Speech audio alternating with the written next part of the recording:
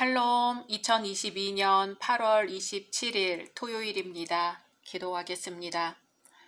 주님, 오늘도 말씀으로 이 하루를 열게 하심을 감사드립니다. 사랑하는 주님, 때로 저희가 어디로 가야 할지 모를 때 저희의 피난처가 되어주소서. 저희의 산성이시오 피할 바위가 되어주시며 어두움 가운데 빛이 되어주옵소서. 예수님의 이름으로 기도드립니다. 아멘. 오늘의 말씀은 민수기 35장입니다. 여호와께서 여리고 맞은편 요단강가 모압 평지에서 모세에게 말씀하여 이르시되 이스라엘 자손에게 명령하여 그들이 받은 기업에서 레위인에게 거주할 성읍들을 주게 하고 너희는 또 그 성읍들을 두르고 있는 초장을 레위인에게 주어서 성읍은 그들의 거처가 되게 하고 초장은 그들의 재산인 가축과 짐승들을 둘 곳이 되게 할 것이라. 너희가 레위인에게 줄 성읍들의 들은 성벽에서부터 밖으로 사방 1000규빗이라. 성을 중앙에 두고 성 밖 동쪽으로 2000규빗, 남쪽으로 2000규빗, 서쪽으로 2000규빗, 북쪽으로 2000규빗을 측량할지니 이는 그들의 성읍의 들이며 너희가 레위인에게 줄 성읍은 살인자들이 피하게 할 도피성으로 6성읍이요 그 외에 42성읍이라. 너희가 레위인에게 모두 48성읍을 주고 그 초장도 함께 주되 너희가 이스라엘 자손의 소유에서 레위인에게 너희가 성읍을 줄 때에 많이 받은 자에게서는 많이 떼어서 주고 적게 받은 자에게서는 적게 떼어줄 것이라. 각기 받은 기업을 따라서 그 성읍들을 레위인에게 줄지니라. 여호와께서 또 모세에게 말씀하여 이르시되 이스라엘 자손에게 말하여 그들에게 이르라. 너희가 요단강을 건너 가나안 땅에 들어가거든 너희를 위하여 성읍을 도피성으로 정하여 부지 중에 살인한 자가 그리로 피하게 하라. 이는 너희가 복수할 자에게서 도피하는 성을 삼아 살인자가 회중 앞에 서서 판결을 받기까지 죽지 않게 하기 위함이니라. 너희가 줄 성읍 중에 6을 도피성이 되게 하되 세 성읍은 요단 이쪽에 두고 세 성읍은 가나안 땅에 두어 도피성이 되게 하라. 이 6성읍은 이스라엘 자손과 타국인과 이스라엘 중에 거류하는 자의 도피성이 되리니 부지 중에 살인한 모든 자가 그리로 도피할 수 있으리라. 만일 철 연장으로 사람을 쳐 죽이면 그는 살인자니 그 살인자를 반드시 죽일 것이요 만일 사람을 죽일 만한 돌을 손에 들고 사람을 쳐 죽이면 이는 살인한 자니 그 살인자는 반드시 죽일 것이요 만일 사람을 죽일 만한 나무 연장을 손에 들고 사람을 쳐 죽이면 그는 살인한 자니 그 살인자는 반드시 죽일 것이니라. 피를 보복하는 자는 그 살인한 자를 자신이 죽일 것이니 그를 만나면 죽일 것이요 만일 미워하는 까닭에 밀쳐 죽이거나 기회를 엿보아 무엇을 던져 죽이거나 아기를 가지고 손으로 쳐 죽이면 그 친자는 반드시 죽일 것이니 이는 살인하였음이라. 피를 보복하는 자는 살인자를 만나면 죽일 것이니라. 아기가 없이 우연히 사람을 밀치거나 기회를 엿봄이 없이 무엇을 던지거나 보지 못하고 사람을 죽일 만한 돌을 던져서 죽였을 때에 이는 아기도 없고 해하려 한 것도 아닌즉 회중이 친자와 피를 보복하는 자 간에 이 규례대로 판결하여 피를 보복하는 자의 손에서 살인자를 건져내어 그가 피하였던 도피성으로 돌려보낼 것이요 그는 거룩한 기름 부음을 받은 대제사장이 죽기까지 거기 거주할 것이니라. 그러나 살인자가 어느 때든지 그 피하였던 도피성 지경 밖에 나가면 피를 보복하는 자가 도피성 지경 밖에서 그 살인자를 만나 죽일지라도 피 흘린 죄가 없나니 이는 살인자가 대제사장이 죽기까지 그 도피성에 머물러야 할 것임이라. 대제사장이 죽은 후에는 그 살인자가 자기 소유의 땅으로 돌아갈 수 있느니라. 이는 너희의 대대로 거주하는 곳에서 판결하는 규례라. 사람을 죽인 모든 자, 곧 살인한 자는 증인들의 말을 따라서 죽일 것이나 한 증인의 증거만 따라서 죽이지 말 것이요.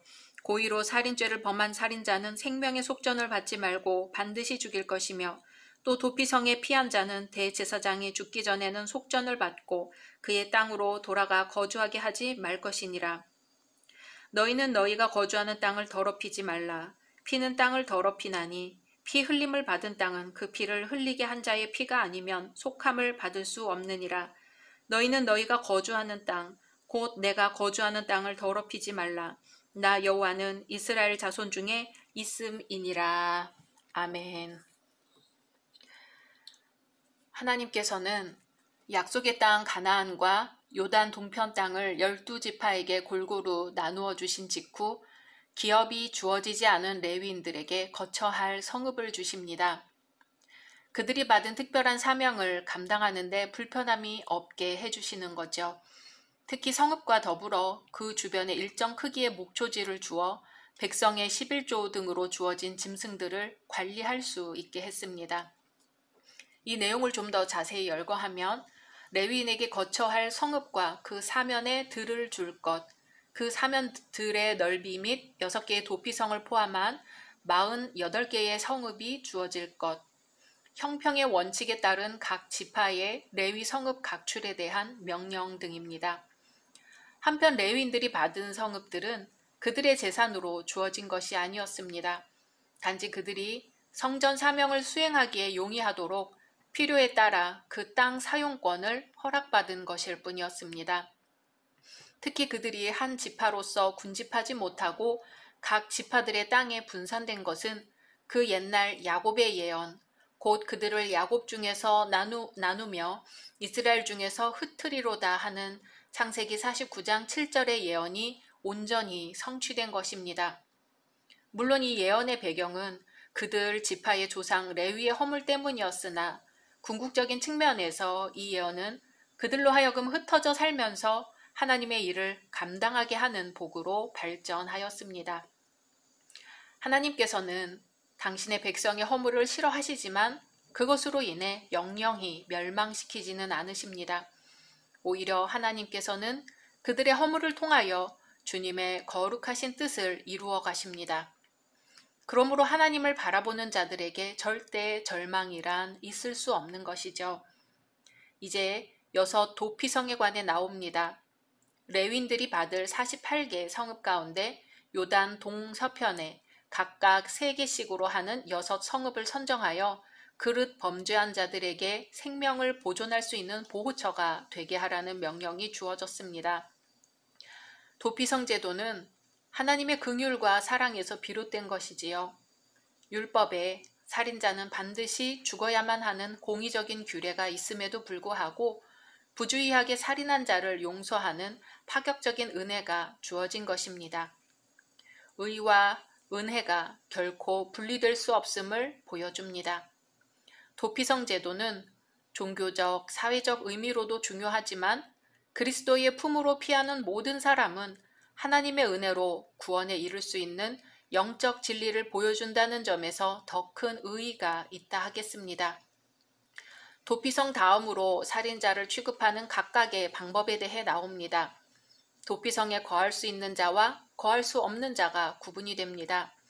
도피성으로 피하여 생명을 보존할 수 없는 살인을 한 경우, 즉 고의로 살인한 여러 실례가 나오고 도피성에 피신할 수 있는 실수로 살인한 경우가 나옵니다.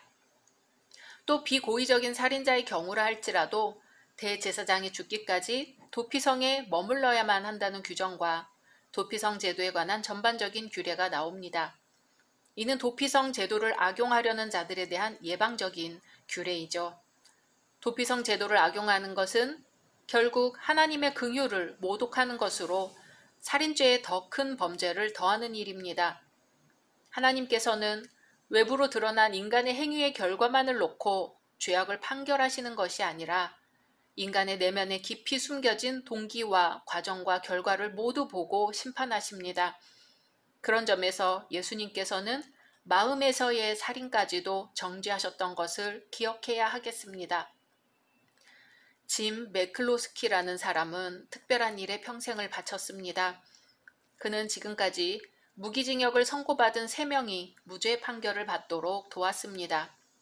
그는 억울한 판결을 받았다는 심증이 가는 복역수의 무죄를 증명하기 위해 무보수로 헌신했습니다. 법정 증인들의 거짓 증언 때문에 억울한 죄명을 쓰는 사람이 많다고 합니다.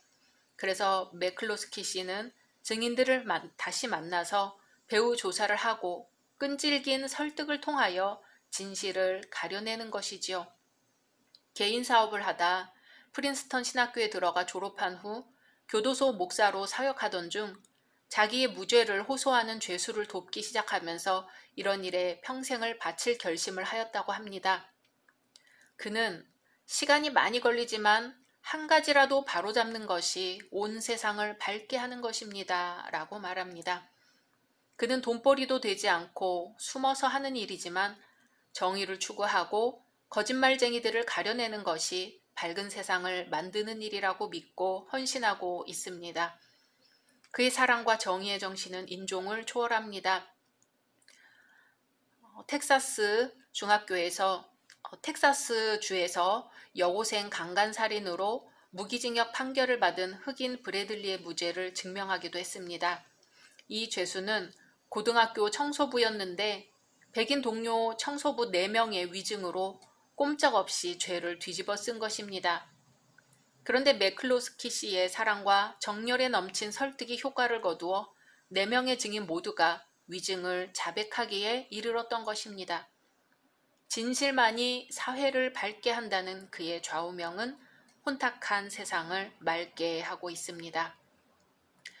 주님 앞에 성도된 우리는 우리가 가는 곳에 복음이 전해지고 평화의 메시지가 전달되며 진실이 살아 숨쉬도록 해야 할 것입니다. 오늘 우리의 모습을 통해 작은 그리스도가 보여지기를 소망합니다. 각자 말씀 묵상하신 후 주기도문으로 마치겠습니다.